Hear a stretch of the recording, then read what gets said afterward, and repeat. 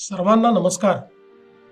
आपले माननीय पंतप्रधान नरेंद्र मोदीजी यांनी एक आवाहन आपल्या सर्वांना केले आहे, ते म्हणजे इंधन बचत आणि परकीय चलनाची बचत। सोप्या शब्दात समजून घ्या, त्यांच्या या प्रतिपादनाच्या मागे हेच दोन हेतू आहे।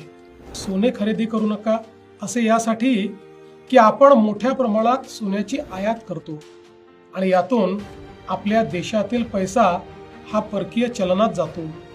ती स्थिती इंधनाची आपली गरज आपण आयातीतून भागवतो, त्यामुळे तेथेही परकीय चलनात आपला पैसा जातो। मित्रांनो, अखाती युद्धामुळे ही परिस्थिती ओढावली आहे। अशा वेळी संपूर्ण देशाने एकसंधपणे उभे राहणे गरजेचे आहे।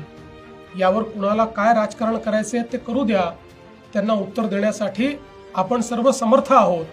पण आपल्या छोट्या छोट्या बदलातून आपण मोठी देशसेवा करू शकतो, हे तुम्हाला लक्षात घ्यायचे आहे। नवीन वाहन खरेदी करताना शक्यतोवर ई वाहन खरेदी करा।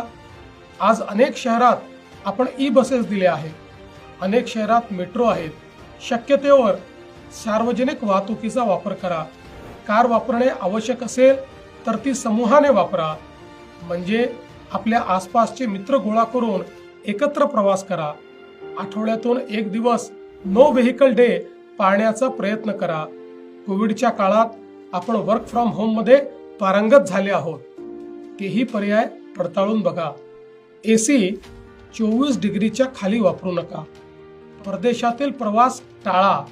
परदेशातील आपल्या मित्रांना सांगून त्यांनाच भारतामध्ये पर्यटनाकरता बोलवा। अशी साधी सोपी कामे आपल्याला करायची आहेत। गेल्या 12 वर्षात आपल्या पंतप्रधानांनी देशाला ज्या उंचीवर नेले आहे ते तुम्ही अनुभवता आहात। मला खात्री आहे त्यांच्या याही अभियानाला तुम्ही तितक्याच आपलेपणाने स्वीकाराल आणि त्यांना भक्कम साथ द्याल, कारण यातच भारताचे हित आहे। आम्ही आमच्यापासून सुरुवात केली आहे। मी स्वतः माझा ताफा अर्ध्यावर आणला आहे।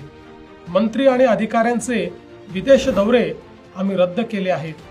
सरकार पातळीवर इतरही अनेक निर्णय आम्ही घेत आहोत। असे करताना उद्योग जगत, संबंधित घटकांचे हित देखील जपण्यात येईल, त्यांनाही विश्वासात घेऊ। चला, आपण सारे मिळून या अभियानात सहभागी होऊया। राष्ट्र प्रथम या भावनेने एकजूट होऊया। जय हिंद, जय महाराष्ट्र।